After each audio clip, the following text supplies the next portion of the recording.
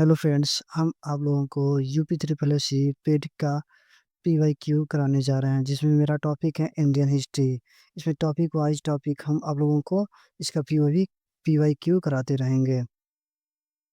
और ये वो जो मेरा वाला क्वेश्चन है आप लोगों के लिए, कि इसके पहले आप लोगों को मैं 20-22 क्वेश्चन करा चुका हूँ। और ये मेरा 23वां क्वेश्चन है। अगर आप लोग मेरा पहला वीडियो नहीं देखे हैं तो उसको भी देख लीजिएगा।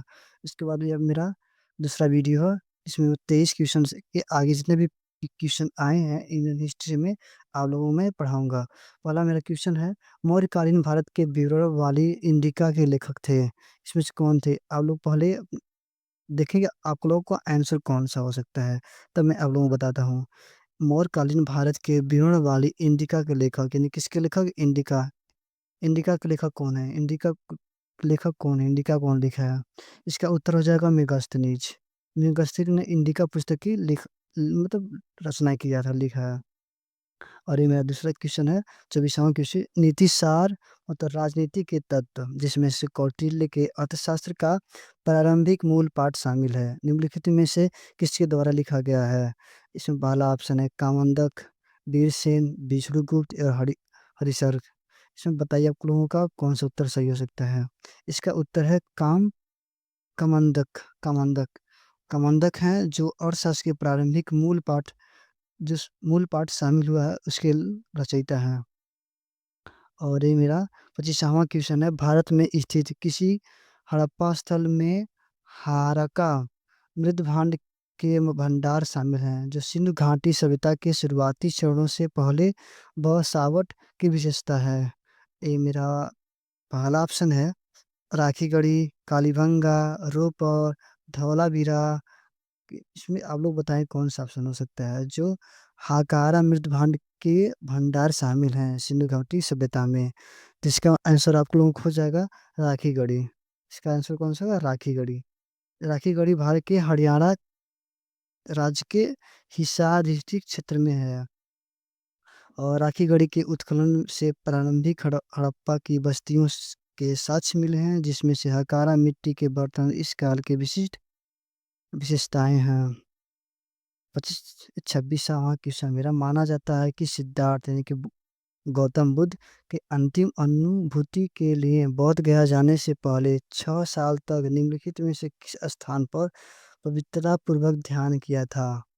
यानी कि क्वेश्चन मेरा एक आ रहा है कि कहा जाता है, यानी कि माना जाता है जो गौतम बुद्ध है, सिद्धार्थ थे, अंतिम अनुभूति के लिए बोध गया जाने से पहले, यानी वो जब बोध गया नहीं गए तो उसके जाने से पहले 6 साल तक निम्नलिखित में से किस स्थान पर पवित्र पूर्वक ध्यान किया था?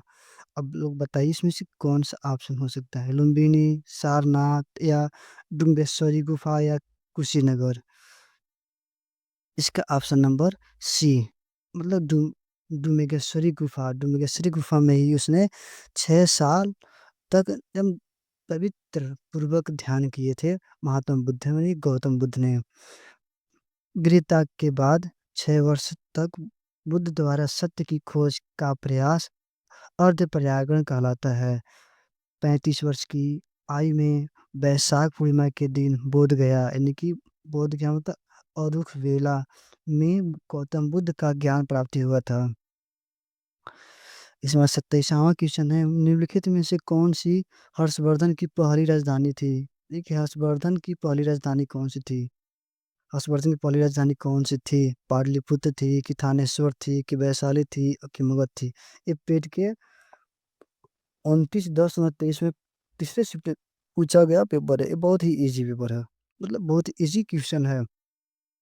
आप लोग इसका आंसर बताएं। इसका आंसर होगा थानेश्वर। थानेश्वर ने अपनी पहली राजधानी बनाया था।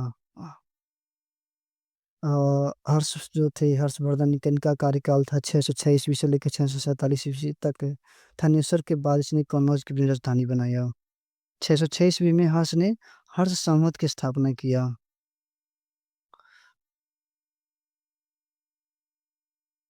और ये मेरा 27 क्वेश्चन के बाद 28 क्वेश्चन है। ये बहुत वन लाइनर क्वेश्चन है, एक लाइन में ही क्वेश्चन, ज़्यादा टफ भी नहीं है, ज़्यादा कठिन भी नहीं है, एकदम इजी सवाल है। चरक संहिता संबंधित है। चरक संहिता किससे संबंधित? चरक संहिता वास्तुकला से संबंधित है, कि राजनीति से संबंधित है, कि गणित से संबंधित है, ये चिकित्सा से संबंधित है? आप लोग बताएं, ये चरक संहिता जो है किससे संबंधित है?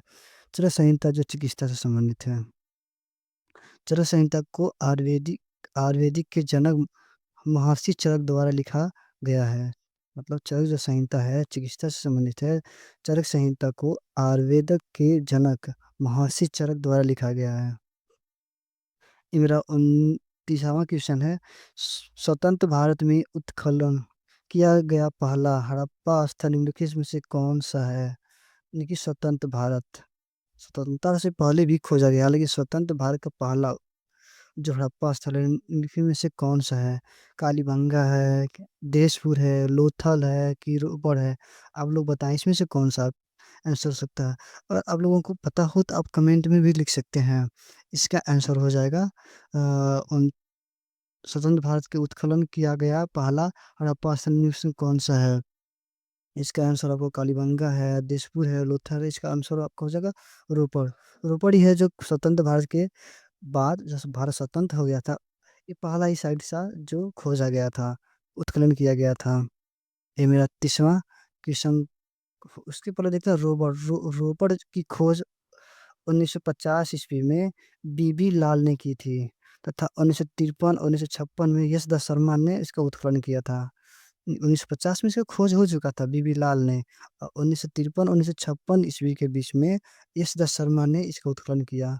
स्वतंत्र भारत में खोजा गया या उत्खलित दूसरा स्थल कौन सा है? दूसरा स्थल का अगर पूछ लेता है एग्जाम में आपको, तो ये कालीबंगा में है। अब पहला कौन सा है? पहला आपका रोपड़ है। देखिए पीठ में पूछा गया सवाल है, जितने भी क्वेश्चन मैं करा रहा हूँ ये सब प्रीवियस ईयर पेपर ही हैं जो पूछे गए सवाल है। आप लोग इसको जरूर से जरूर ध्यान से पढ़ें और समझें। और ये मेरा 30वां क्वेश्चन है। समुद्रगुप्त की प्रशस्ति संस्कृत में एक कविता के रूप में किस कवि द्वारा रचित थी, जिसे इलाहाबाद में अशोक स्तंभ पर अंकित किया गया था? इसका मैं ऑप्शन देता हूँ। भारवी है, हरिशेण है, भाक है, या बाणभट्ट है? आप लोग पहले इसका आंसर देखें कौन सा हो सकता है। समुद्रगुप्त की प्रशस्ति संस्कृत में एक कविता के रूप में किस कवि द्वारा रचित थी, जिसे इलाहाबाद यानी कि प्रयागराज में अशोक स्तंभ पर अंकित किया गया है? ये किसके द्वारा लिखा गया है? जो संस्कृत में कविता है वो हरिशेण हरिशेण नामक एक कवि थे, जिनके द्वारा ही लिखा गया है। ठीक है। प्रयाग प्रशस्ति अशोक के कौशाम्बी अभिलेख के अभिलेख पर उत्कीर्ण है, जिसमें कितनी पंक्तियां हैं? जिसमें 33 पंक्तियां हैं। मेरा 21वां सवाल है। महावीर और उनके अनुयायियों की शिक्षाएं कई शताब्दियों तक मौखिक रूप से प्रसारित होती रही। उन्हें लगभग 1500 वर्ष पहले लिखा गया था। वर्तमान में वे निम्नलिखित में से किस स्थान पर उपलब्ध हैं? यानी कि महावीर और उनके अनुयायियों की शिक्षाएं कई शताब्दियों तक मौखिक रूप से प्रसारित होती रही। उन्होंने लगभग 15 वर्ष पहले लिखा गया था। वर्तमान में निम्नलिखित में से किस स्थान पर उपलब्ध हैं? मतलब वो शिक्षाएं जो कई शताब्दियों से मौखिक रूप से चली आ रही थी, हो रही थी महावीर के अनुयायियों द्वारा, वो किस स्थान पर है? वर्तमान में बताइए किस स्थान पे है?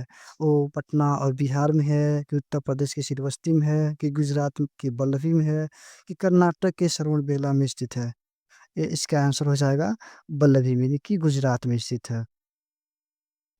32वां क्वेश्चन है।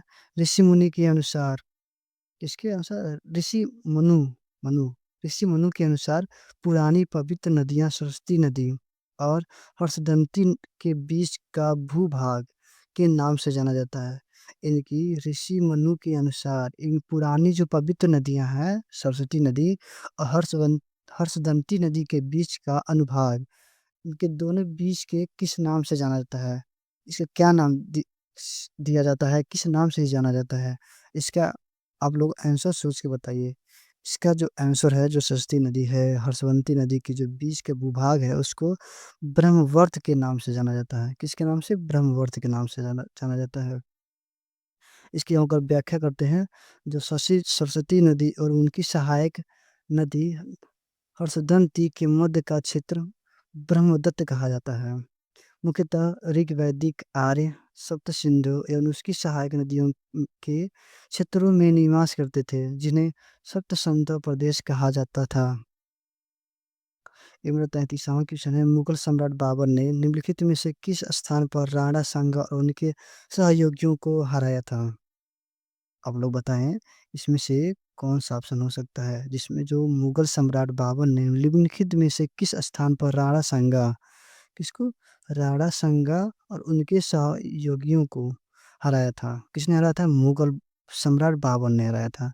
बताइए कौन सा स्थान था वो? आप लोग आंसर कमेंट में लिख सकते हैं। इसका स्थान होगा आपका पहला खानवा। खानवा का ही जो स्थान था, खानवा का यो जो क्षेत्र था, उसमें ही बाबर ने राणा सांगा और उनके सहयोगियों को हराया था। और इसका अलावा में अलग अलग जितने भी जैसे चंदेली है, चौसा है, मालवा है, इसके ऑप्शन पे भी हम थोड़ा चर्चा करते हैं। बाबर द्वारा भारत में लड़े गए युद्ध, इन युद्धों में बाबर जो विजय प्राप्त किया वो कौन कौन सा है? जैसे खानवा का युद्ध है, 17 मार्च 1527 में हुआ था। इसके प्रतिद्वंदी को किसको हराया था? और राणा सांगा को हराया था। किस युद्ध में? खानवा का युद्ध में। उसका चंदेली का युद्ध है, चंदेली का युद्ध 29 जनवरी 1528 में हुआ था। इसमें मेदिनी राय जो थे, वहाँ जो शासक था उसको हराया था। और घाघरा का जो युद्ध था 6 मई 1529 को हुआ था। तो एकदम सीक्वेंस से है, ये 1527 में हुआ था, 1528 में हुआ था, 1529 में हुआ था। यह महमूद लोदी को हराया था इसमें। किस युद्ध में? घाघरा के युद्ध में। और मेरा ये 34वां क्वेश्चन है, बुरहानपुर में स्थित असीरगंज किला, जिसे दक्कन का दरवाजा के नाम से जाना जाता है, निम्नलिखित में से किस यदुवंशी अहीर राजा द्वारा बनाया गया था?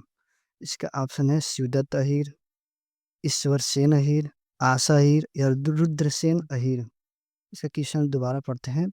बुरहानपुर में स्थित अहीरगंज किला, जिसे दक्कन का दरवाजा के नाम से जाना जाता है, किसके नाम से? दक्कन के दरवाजा के नाम से जाना जाता है। निम्नलिखित में से किस यदुवंशी अहीर राजा द्वारा बनवाया गया था? आप लोग इसका आंसर बताएं, कमेंट में जरूर लिख दें कि आपको पता चले कि हाँ मेरा आंसर कितना सही हो रहा है जितना हम करा रहे हैं। इसमें से आपका सही हो जाएगा आशा अहीर। आशा अहीर जो यदुवंशी राजा था, उसने ही दक्कन का दरवाजा जो बनाया था, जिसे क्या कहा बोलते बुरहानपुर में स्थित कौन से अहीरगंज के किला के नाम से जाना जाता है। यह किला मध्य प्रदेश के बुरहानपुर में लगभग 12 मील उत्तर में सतपुड़ा पहाड़माला में स्थित है। यानी कि जो ये बहानपुर जो है ये कहाँ पे स्थित? मध्य प्रदेश में स्थित है। उत्तर प्रदेश के सतपुड़ा पर्वतमाला से कितना किलोमीटर दूर पे है? ये 12 मील उत्तर में सतपुड़ा पहाड़माला में स्थित है। यह किला अपनी मुगल वास्तुकला के लिए भी जाना जाता है, जो इस्लामी, फारसी, तुर्की और भारतीय शैलियों से का मिश्रण है। ये 35वां क्वेश्चन है, संगमरमर पर पीएत्रा ड्यूरा मतलब पीएत्रा ड्यूरा या रंगीन पत्थर की जड़ाई का नाम के समय बहुत लोकप्रिय था। देखिए क्वेश्चन बोल रहा है संगमरमर पर पीएत्रा ड्यूमेरा, या जो इसको पीएत्रा ड्यूमेरा बोलिए, या रंगीन पत्थर की जड़ाई का काम, जो पत्थर पे जड़ाई के काम किया जाता है, उस समय बहुत लोकप्रिय था। किसके शासनकाल में ये बहुत ही लोकप्रिय था? पत्थर पे जो जड़ाई का काम किया जाता है, संगमरमर को बनाया जाता था, किसके काल में होता था सबसे ज्यादा? आप लोग बताएं इसका। औरंगजेब के शासनकाल में होता था, कि अकबर के शासनकाल में होता था, कि शाहजहां के? इसमें से किन, इसे किसी से भी नहीं। इसका आंसर आपको हो जाएगा शाहजहां। शाहजहां के काल में ही रंगीन पत्थर की जड़ाई का काम बहुत ही लोकप्रिय हो गया था। अब शाहजहां 1627 से लेके 1658 का उनके कार्यकाल था। और यह मुगल सम्राट का स्थापत्य स्वर्ण काल कहा जाता है। और 36वां क्वेश्चन है, जब ईस्ट इंडिया कंपनी की स्थापना हुई तब भारत पर निम्नलिखित में से किसका शासन था? ईस्ट इंडिया कंपनी की स्थापना जब भारत में हुई, जब ईस्ट इंडिया कंपनी 1600 में आई, तो उस समय भारत पर निम्नलिखित में से किसका शासन था? कौन शासन कर रहा था? मुगल का शासन था कि गुप्त का शासन था कि मौर्य सम्राट का शासन था कि शुंग सम्राट का शासक था? इसका आंसर हो जाएगा आप लोगों का मुगल सम्राट का शासक था।